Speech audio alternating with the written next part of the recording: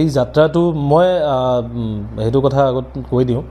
মই নৰ্থ ইষ্টৰ ফাৰ্ষ্ট পেৰাচাইকেলিষ্ট আৰু তাৰ লগে লগে মই ষ্টেট আইকন হয় by the election commission of India under chief electoral officer Assam মই লাষ্ট 5 বছৰ ধৰি তাতে ৱৰ্ক কৰি আছোঁ আৰু ষ্টিল নাও মই আছোঁ ষ্টেট আইকন হিচাপে আৰু মোৰ ঘৰ কলিয়াবৰ আমবাগান বুলি কয় নগাঁও ডিষ্ট্ৰিক্টৰ তাতে হয় এই যাত্ৰাটো এইটো বুলি নহয় মই 2015ৰ পৰা মই চাইক্লিং কৰি আছোঁ আৰু যিমান চাইক্লিং কৰিছোঁ মোৰ মাতৃভূমিৰ কাৰণেই মই কৰিছোঁ অসমৰ যাতে কিবা এটা ভাল হয় আৰু মই ভাবোঁ যে মোৰ কণ্ট্ৰিবিউশ্যনে যদি 1%ও কিবা এটা অনুদান দিয়ে মোৰ মাতৃভূমিক সেইটো মোৰ কাৰণে বহুত ডাঙৰ এচিভমেণ্ট হ'ব চ' মই প্ৰিভিয়াছ ৰাইড মানে বহুতকেইটাই কৰিছোঁ এতিয়ালৈকে 21,000 কিলোমিটাৰ মই চাইক্লিং কৰিছোঁ প্ৰায় 10 বছৰত আৰু এইখনৰতো এতিয়াও হিচাপ কৰা নাই এইখনৰ যেতিয়া গুৱাহাটী পাম তেতিয়া মই হিচাপ কৰিব ওলাম যে কিমান কিলোমিটাৰ হৈছে কি হৈছে এই যাত্ৰাটো লোৱাৰ কাৰণ এইটোই আছিল যে মই লাষ্ট 2 বছৰ ধৰি আপোনাৰ দিল্লীত সায়ত ট্ৰেইনিং কৰি আছিলোঁ আৰু আনফৰ্চুনেটলি মোৰ শোল্ডাৰত মানে ইঞ্জুৰি হ'ল মোৰ অপাৰেশ্যন হ'ল সেইটোৰ কাৰণে মই লাষ্ট যিটো পেৰা অলিম্পিক গেম আছিল মই ভাবিছিলোঁ সপোন থাকে ন চবৰ মোৰো তেনেকুৱা সপোন আছিল যাতে পেৰা অলিম্পিকত গৈ মই পাৰ্টিচিপেট কৰোঁ কিন্তু সেইটো মোৰ নহ'ল বাৰু এইবাৰ সেইটোৰ কাৰণে মোৰ ৰিকভাৰী পিৰিয়ড যিটো আছিল সেইটোত মই ঘৰত আহিলোঁ তাতে মই ভাবিলোঁ যে ঘৰত বহি নাথাকি মই আকৌ কিবা এটা চাইক্লিং কৰোঁ এটা লিষ্ট মোৰ টাইমটো মানে শেষ হ'ব আৰু কিবা এটা ভাল কৰিবলৈ মই চেষ্টা কৰিম সেইটোৰ কাৰণে মই ভাবিলোঁ যে আকৌ চাইক্লিং যাত্ৰাটো এবাৰ কৰোঁ আৰু স্পেচিয়েলি যে অসমৰ মানে আমাৰ অসমত টুৰিজিয়াম ছেক্টৰত না বহুত স্কোপ আছে কাৰণ কি অসমত মই ইলেকশ্যন ডিউটিত মই কৰোঁ সেইটো টাইমত গোটেই অসম মই ঘূৰি থৈছোঁ চ' যেতিয়া মই গোটেই অসম ঘূৰিলোঁ তেতিয়া মই গম পালোঁ যে আমাৰ অসমত মানে টুৰিষ্টৰ স্কোপ ইমান আছে মানে কল্পনাৰ বাহিৰত স্কোপ আছে চ' সেইবোৰক যদি আমি হাইলাইট কৰোঁ প্ৰমোট কৰোঁ তেতিয়াহ'লে আমাৰ তাত মানুহ কিয় নাহিব মানুহে এইবোৰ জেগা বিচাৰে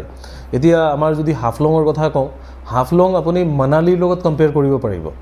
ইমান ধুনীয়া মইতো ক'ম যে মানালীতকৈ বেছি ধুনীয়া আমাৰ হাফলঙৰ হিলছ হয়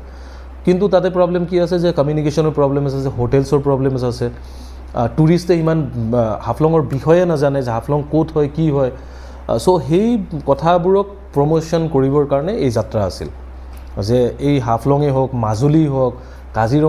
কাজিৰঙাকতো বাৰু এণ্টায়াৰ ৱৰ্ল্ড চিনি পায় যে কাজিৰঙা ক'ত হয় কি হয় কিন্তু আৰু যেনেকুৱা জেগা আছে যে আৰু আমাৰ মানস আছে আমাৰ পবিতৰা আছে এনেকুৱা আমাৰ ৱৰ্ল্ড লাইফ হেৰিটেজ চেণ্টাৰ আমাৰ তাত বহুত আছে যিবোৰ মই এইবোৰ দেশত ঘূৰিলোঁ নেচাৰেল একো নাই মানে প্ৰাকৃতিক সৌন্দৰ্য যিটো থাকে ন তেওঁলোকৰ দেশত একোই নাই তেওঁলোকে আৰ্টিফিচিয়েলি বনাই আছে আৰু আৰ্টিফিচিয়েলি বনাই তেওঁলোকে টুৰিজিয়াম ছেক্টৰটোক ইমান মানে ডাঙৰ বনাই দিছে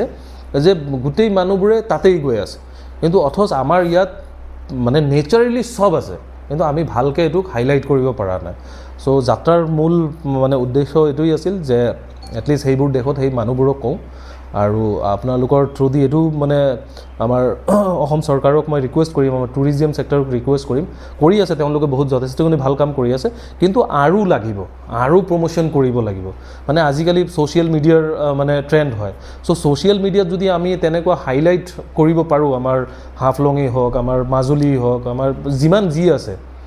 সেইবোৰক হাইলাইট কৰিব পাৰিলে মই ভাবোঁ যে টুৰিষ্টৰ সংখ্যা আৰু বেছি বাঢ়িব কিন্তু সেইবোৰ অকণমান ধৰক টেকনিকেল কথা আছে আই থিংক ডিপাৰ্টমেণ্টে এইটো ভালকৈ জানে কেনেকৈ কি কৰিব চ' ময়ো যিমানখিনি মোৰ এক্সপিৰিয়েঞ্চ লৈ আহিছোঁ সেইকেইটা মই শ্বেয়াৰ কৰিম আমাৰ টুৰিজিয়াম ডিপাৰ্টমেণ্টৰ লগত যে কেনেকৈ আৰু অকণমান ভাল কৰিব পাৰি চ' অভাৰঅল যাত্ৰাটো ইমানখিনি আছিল আৰু ফাইনেল যি আছে মই 13 তাৰিখে মোৰ এক্সপিডিশ্যনৰ বিষয়ে মই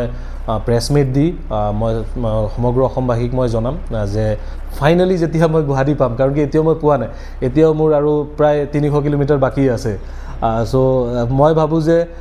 1 মিনিট পিছত কি হ'ব মই গম নাপাওঁ এতিয়া যাওঁতেও হয়তো মোৰ এক্সিডেণ্ট হৈ যাব পাৰে হ'ব পাৰে মেবি মই নাজানো চ' তেতিয়াহ'লে আধৰুৱা থাকি যাব চ' সেইটোৰ কাৰণে যেতিয়া মই গৈ ফাইনেল মই শেষ কৰিম সেইদিনা মই একদম চবৰ আগতে মই মানে কথাবোৰ শ্বেয়াৰ কৰিম যে কি আছিল এইটো ৰাইডত মই কি পাইছোঁ কেনেকুৱা এক্সপিৰিয়েঞ্চ আছিল চ' আপোনালোকৰ বহুমূলীয়া সময় দি আহিছে চ' থেংক ইউ ভেৰি মাছ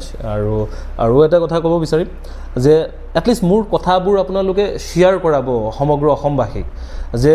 বহুত টাইমত আমাৰ মানুহে ভাবে যে মানে জীৱনটো ইয়াতে শেষ হৈ গৈছে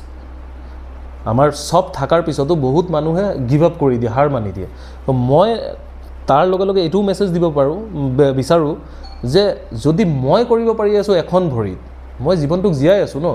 হেপিলি জীয়াই আছোঁ, চ' আপোনালোকে কিয় নোৱাৰিব? চ' এই মেছেজটো আপোনালোকে স্প্ৰেড কৰিব আপোনালোকৰ চেনেলৰ থ্ৰুদি যে জীৱনটো কেতিয়াও হাৰ মানিব নালাগে। এই পৃথিৱীখন বহুত ধুনীয়া হয়, এক্সপ্ল'ৰ কৰক, জানিবলৈ চেষ্টা কৰক, এটলিষ্ট নিজক বুজিবলৈ চেষ্টা কৰক। হাৰ মানিলেতো জীৱন শেষেই, হাৰ মানিব নালাগে। মোৰ ভৰি এখন নাই, মোৰ বাওঁ ভৰিত কমপ্লিট নেইলিং কৰা, ৰড লগোৱা আছে, মোৰ হাতত মানে নেইলিং কৰা, মোৰ মুখত কছমেটিক চাৰ্জাৰী কৰা। মই যদি সেইবোৰ ভাবিলোঁ হয় তেতিয়া মই ঘৰতে বহি থাকিলোঁ হেঁতেন হুইল চেয়াৰৰ ওপৰত, কিন্তু মই ভাবা নাই। চ' কোনেও যাতে গিভ আপ নকৰে, এটা পজিটিভ লাইফ তেওঁলোকে জীয়াই, মোৰ মেছেজ সেইটোও থাকিব। আৰু জীৱনত সুখ দুখটো থাকিবই, সেইটো পাৰ্ট অফ লাইফ হয়। এতিয়া যদি আমি অনবৰত সুখৰ কথাই চিন্তা কৰোঁ, সেইটো আমাৰ লাইফত কেতিয়াও নাহে, কেতিয়াও নাহিব। চ' বেয়াও আহিব, ভালো আহিব, কিন্তু বেয়াৰ পাৰ্চেণ্টেজটো বেছি হয়। সেইটো কাৰণে আমি বহুত টাইমত হাৰ মানি যাওঁ। হাৰ মানিব নালাগে। এটা পজিটিভ লাইফ জীয়াবৰ কাৰণে নিজে সেইকেইটা ৰাস্তা উলিয়াই লওক, কেনেকৈ পজিটিভ হ'ব পাৰি, কেনেকৈ ভাল হ'ব পাৰি,